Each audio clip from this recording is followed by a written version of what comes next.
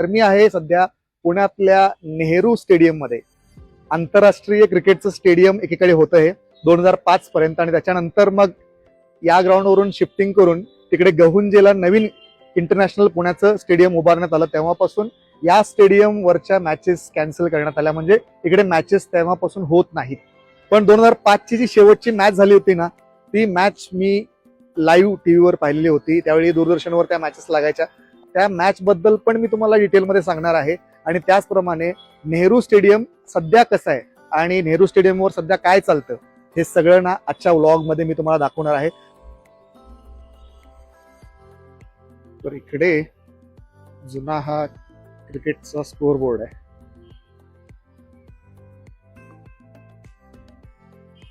नेहरू स्टेडियमच्या स्टँड्समध्ये येऊन बसलो. एकेकाळी या स्टँड्सवर खुर्च्या वगैरे असायच्या आणि इथे इंटरनॅशनल मॅचेस व्हायच्या. सध्या हे जे ग्राउंड आहे ते लोकल प्लेयर्ससाठी, म्हणजे इथले जे काही क्लब्स आहेत त्या क्लबच्या प्रॅक्टिससाठी इकडे यूज केलं जातं. मागे तुम्हाला दिसतंय की प्रॅक्टिस सुरू आहे काही मुलांची. आणि 2005 ची गोष्ट मला आठवते, म्हणजे 2005 ला इकडे शेवटचा जो सामना झालेला होता तो इंडिया आणि श्रीलंका या संघामध्ये खेळण्यात आलेला होता.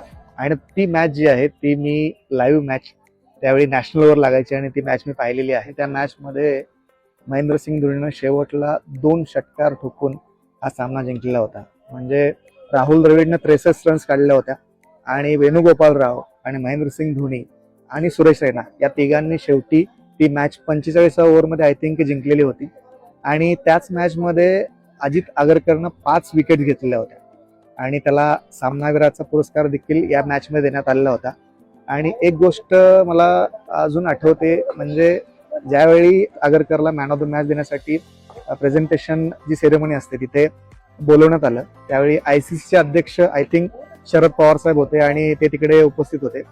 आणि रवी शास्त्री त्यावेळी तिकडे होस्टिंग करत होता. तर पवार साहेबांनी रवी शास्त्रीला सांगितलं की आगरकरला थोडं मराठीत बोलायला.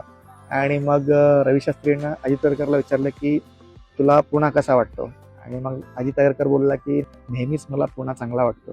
तर ती एक मेमरी आहे जी मला अजून आठवते की शेवटची इथे मॅच झाली होती. त्या मॅचमध्ये महेंद्रसिंग धोनीनं 2 6 मारले होते आणि त्यानंतर मग इकडे सामने झाले नाही परत, कारण पुण्यामध्ये नवीन स्टेडियम झालं. तर जे जुनं स्टेडियम आहे नेहरू स्टेडियम पुण्यातलं इंटरनॅशनल क्रिकेट ग्राउंड, ते दाखवण्याचा मी आज तुम्हाला प्रयत्न केला आहे. होप सो तुम्हाला आजचा व्हिडिओ आवडला असेल आणि हा व्हिडिओ पाहून तुम्हाला तुमच्या जुन्या आठवणींना उजाळा मिळाला असेल. म्हणजे जर तुम्ही इथे कधी येऊन लाईव्ह मॅच पाहिली असेल तर तुम्ही कमेंट करून सांगू शकता की कोणती मॅच तुम्ही इथे येऊन पाहिली आहे आणि कोणाची बॅटिंग तुम्हाला आवडली, त्यावेळेचं क्रिकेट कसं होतं, आणि त्या सगळ्या आठवणी तुम्ही या कमेंट बॉक्समध्ये लिहून